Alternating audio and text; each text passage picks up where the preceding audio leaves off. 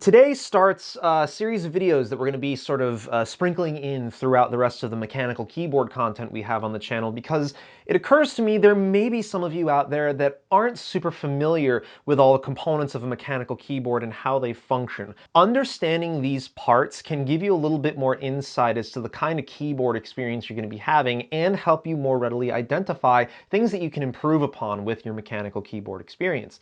So today we are going to go over the switches of a mechanical keyboard, how they function, and some of the things that make them unique compared to one another. Now, I've made every effort possible to make sure that the information here is dense but succinct. There may have been some things that I glossed over a little bit more quickly than you may have preferred, so feel free to comment down below if you have any questions about any of the material that's gone over today, in the event that you're a little foggy with some of it, or you would like to suggest some other things for me to go over on a mechanical keyboard in the future.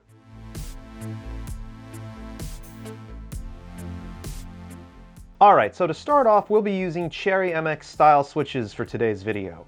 While there are other switch types out there, these are the most common you'll end up using in a mechanical keyboard.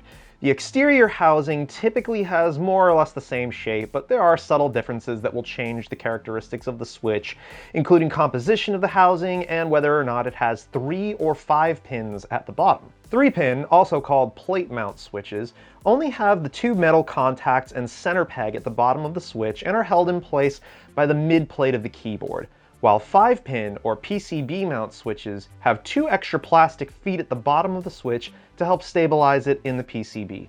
These also clip into a compatible mid plate of a keyboard. You can technically clip the plastic pegs off for the switch to fit into a 3-pin socket, but I personally recommend avoiding permanently modifying your switches.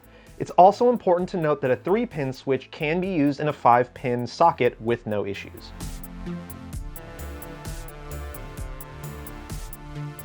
Now let's take a closer look at the guts of a switch. We'll start with the parts of the housing. The bottom housing contains stem rail guides along the sides to help control stem movement, as well as a spring perch that doubles as an additional guide for the bottom of the stem for added stability.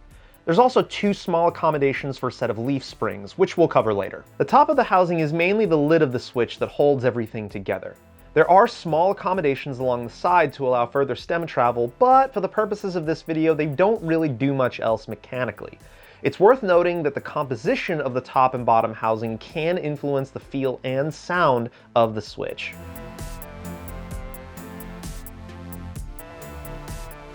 The stem of the switch is typically seen from the top where the cap connects to it, but like an iceberg, there's much more going on beneath the surface. On the side of the stem are the stem rails. These protrusions slide into the stem rail guides on the bottom housing and help keep the stem traveling straight up and down. The bottom of the stem contains an elongated post, also present to help stabilize the stem and keep it moving as straight up and down as possible. On the front face are the legs of the switch, which ride along the leaf springs to complete or break the electrical contact. We'll go into more detail with those in a moment.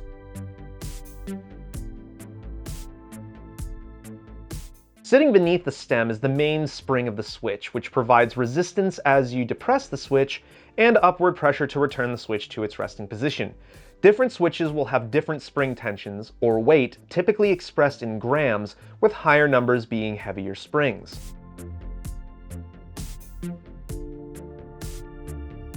Now for those leaf springs we've mentioned so many times.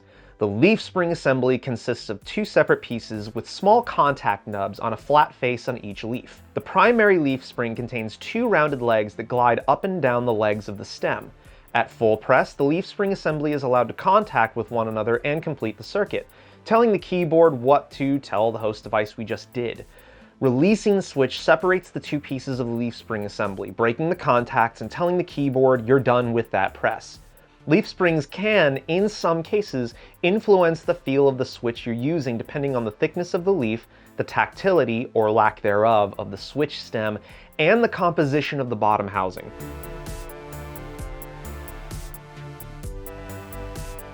The main switch types are linear, tactile, and clicky switches. This is achieved by altering the design of the stem legs and, in some cases, the leaf springs and housing. Linear switches use a straight pair of stem legs, providing smooth, uninterrupted up and down movement. Composition and build quality of components, as well as spring rate, Most dramatically influence the feel of these switches. Unlike other switch types, there is no physical sensation to tell you the switch has been actuated, so bottoming out with switches like Gateron Reds is commonplace. Tactile switches see a curve molded into the legs of the stem, creating a bump you'll feel when the switch is actuated. Spring weight and leg design influence the feel of these switches even more than with a linear switch, as does the shape of the bump in the legs, the thickness of the leaf springs, and the composition of the bottom housing. These switches require a spring weight that's capable of returning the stem to the top of travel, as it has to overcome the tactile bump on the way back up, similar to something like a Halo Clear or Cherry MX Brown switch. Clicky switches come in different styles, but the one we'll be covering today utilizes a click jacket. The bottom of the stem has a separate piece, called the click jacket, that travels independent of the rest of the stem and contains the legs of the switch, which will also contain a tactile bump. Unlike a tactile switch, when the click jacket's legs overcome the tactile event, the jacket will rapidly slide down to the bottom of the stem, creating the click sound you're used to hearing in switches like Cherry MX Blues. This click lets you know that the switch is actuated.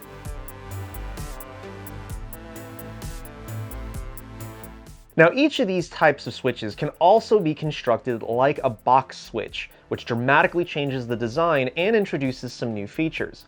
Today we'll use the DomiKey Kale Cyberpunk switch as our example. The stem of these switches is shaped like a rectangular prism, but this is not why the switch is called a box switch. The design is noteworthy in that these stems tend to have far less stock stem wobble than other switch types out there, providing a typically more stable typing experience overall. Another distinction of these switches is there is only one leg on the stem, and is typically quite small compared to other leg designs. On top of that, the top housing is where the stem rail guides are located rather than in the bottom housing. The most distinctive feature of the box switch is the leaf spring assembly, which is contained in a box. This is what gives the switch its name. The leaf springs are enclosed by a lid that's held in place by the top housing with a small plastic nub sticking out of the housing. When you depress the stem, the leg of the stem rides against the plastic nub, which then completes the circuit for the leaf spring assembly. This particular switch, and many other box switches, carry an enclosure rating of IP56 as a result of how the leaf springs are enclosed, making them ideal for environments where there's a lot of dust or occasional moisture that could splash onto the keyboard.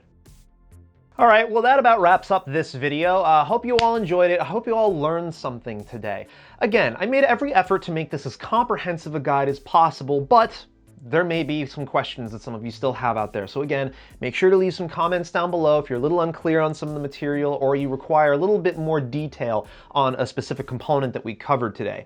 Also, remember, if you liked what you saw, make sure you toss the video a thumbs up on your way out and make sure you subscribe and notified so you know every time I upload fresh content for you. And I'll catch you all next time. Take it easy.